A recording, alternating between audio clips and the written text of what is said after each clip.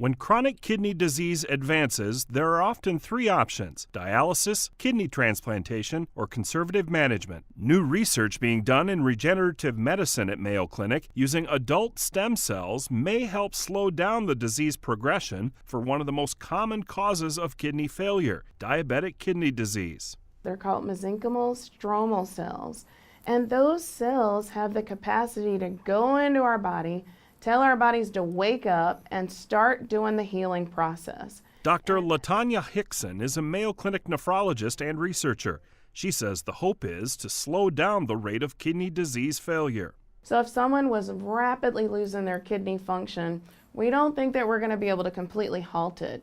But maybe if we could slow the speed or the rate of their kidney failure, that could offer them plenty of time without needing dialysis. For the Mayo Clinic News Network, I'm Jason Howland.